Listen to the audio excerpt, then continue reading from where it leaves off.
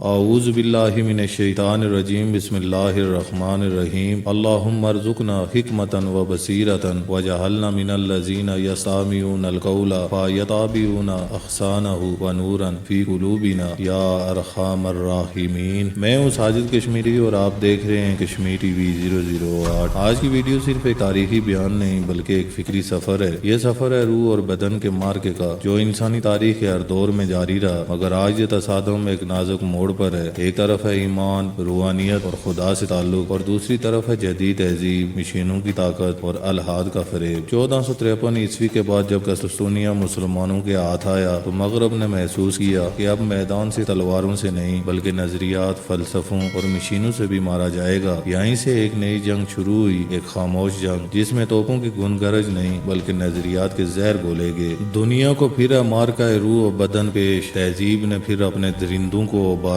اللہ کو ہے پامردی مومن پہ بھروسہ، ابلیس کو یورپ کی مشینوں کا سہارا۔ سامعین، یہ اشعار اقبال کے ہیں مگر ان کا مفہوم آج بھی ہر مسلمانوں کی روح کو جھنجھوڑتا ہے، کیونکہ آج جو تہذیب ہم پر مسلط ہے وہ بظاہر ترقی یافتہ ہے مگر اندر سے کھوکھلی ہے۔ یہ تہذیب وہی ہے جو قدیم مصری فرعونوں کے دور میں تھی، جو یونان میں افلاطون اور سقراط کے بعد بکھر گئی، جو رومن سلطنت کے غرور میں دفن ہوئی، جو برطانیہ کے نا غروب ہونے والے سورج کے خواب میں ٹوٹ گئی، اور جو آج امریکہ کے مغرور آسمان تھلے تھر تھرا رہی ہے۔ سامعین، یہ سب تہذیبیں دہریت اور الحاد پر قائم تھی، وہ دہریت جو انسان کے اندر کی آنکھ بند کر دیتی ہے، جو دل سے یقین چھین لیتی ہے اور انسان کو مشین بنا دیتی ہے۔ یہی مشینیں ابلیس کا ہتھیار ہیں۔ انسانی تاریخ میں ہم نے دیکھا ہے کہ جب بھی کوئی قوم صرف مادی ترقی کی طرف دوڑتی ہے اور روحانی اقتدار کو بھول جاتی ہے تو وہ وقتی طور پر عروج پاتی ہے مگر آخر انجام تباہ کاری ہوتا ہے۔ فرعون کے پاس سونے کے محلات تھے مگر حضرت موسیٰ علیہ السلام کے پاس ایک لاٹھی تھی جو اللہ کے حکم سے دریا کو چیر گئی۔ سامعین، آج کے دور میں مشینیں ہمارے چاروں طرف ہیں، موبائل، سیٹلائٹ، مصنوعی ذہانت اور مہلک ہتھیار، مگر دل خالی ہیں، تعلق ٹوٹے ہوئے ہیں، روح بے چین ہے۔ ان سب کے پیچھے